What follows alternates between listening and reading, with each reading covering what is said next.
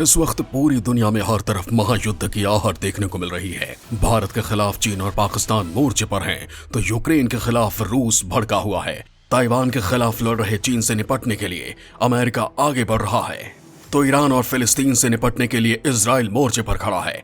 लेकिन दोस्तों, इसी दौरान दुनिया की तमाम जासूसी एजेंसियां भी नए नए पैतरों के साथ तैयार हैं।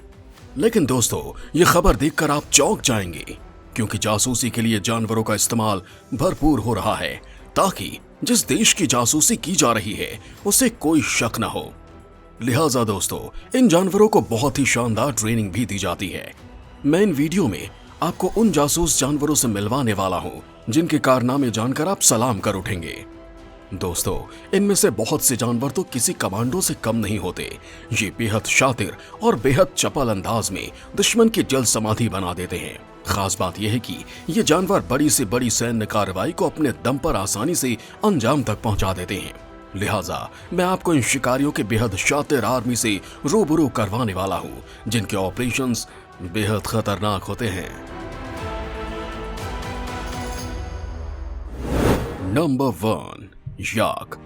भारत चीन के बीच सीमा पर तनाव का माहौल है, और इस सीमा के इस पार और उस पार के लोग याक खूब पालते हैं। और चीनी फौज याक के जरिए भारतीय सीमा में जासूसी कराने की कोशिश करती रही है। पिछले साल अगस्त महीने में अरुणाचल प्रदेश में चीन की ये शातिर चाल पकड़ी गई थी, जब याक का झुंड चीन की तरफ से सीमा पार कर भारतीय सीमा में आ गया।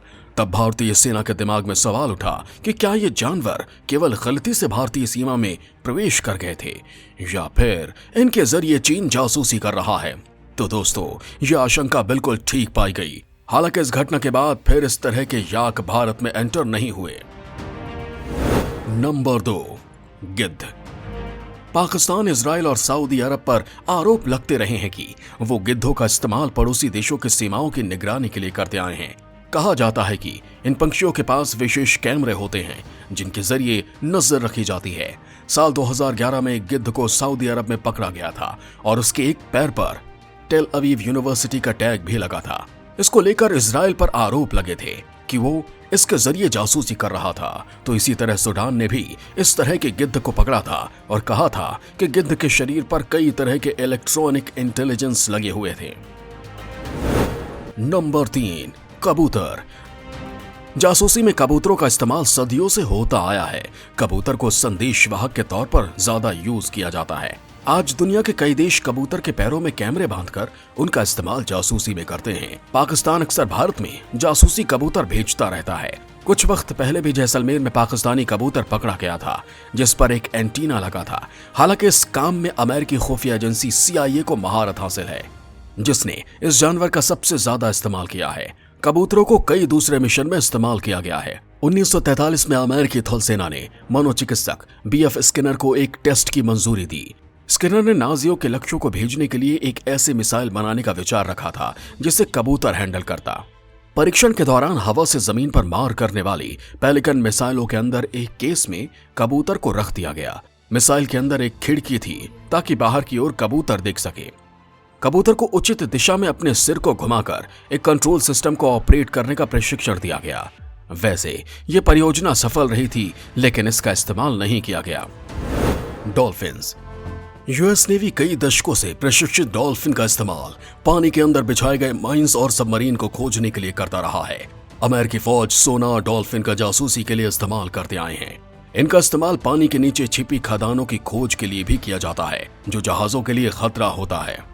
इसके अलावा अमेरिका समुद्री तटों की चौकसी और सुरक्षा के लिए भी इनका इस्तेमाल कर रहा है।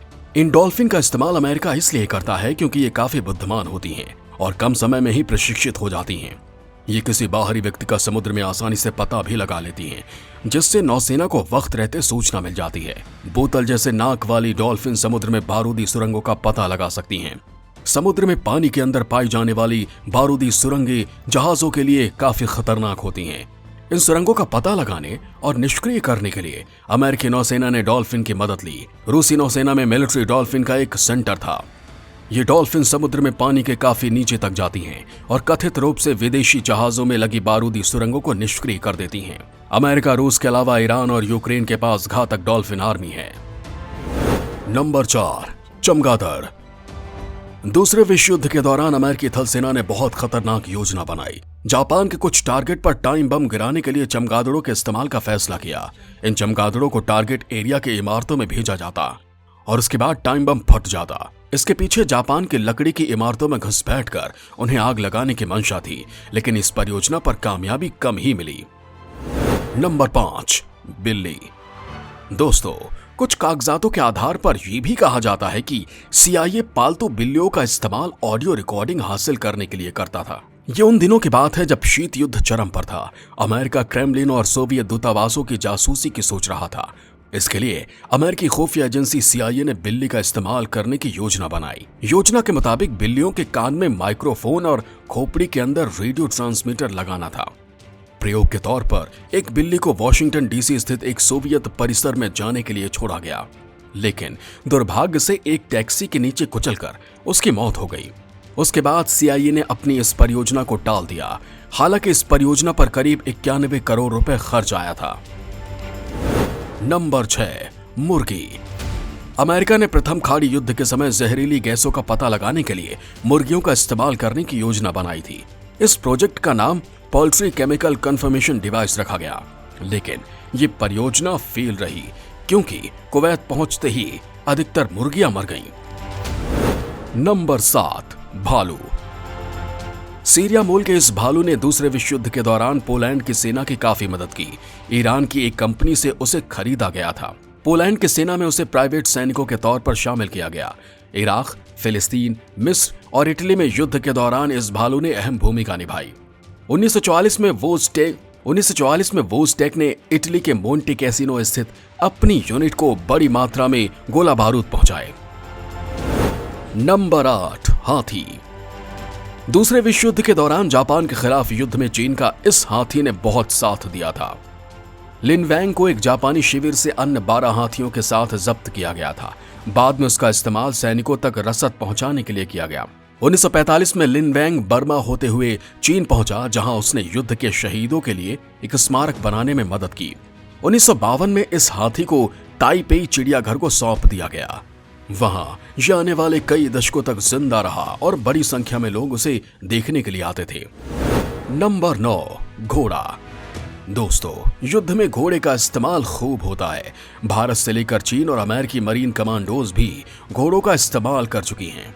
कोरियाई युद्ध में घोड़ों ने अहम भूमिका निभाई थी, जिस वजह से इसे सम्मानित भी किया गया था। साल 1953 में वेगास की चौकी पर 5 रोज तक चलने वाले युद्ध में इसने दुश्मन की भारी गोलाबारी के बीच अमेरिकी सैनिकों तक गोला बारूद पहुंचाए। घोड़े प्रशिक्षित सैनिक की तरह धान के खेतों और पहाड़ी इलाकों से दुश्मन से बच कर अमेरिकी सैनिकों तक पहुंचते थे।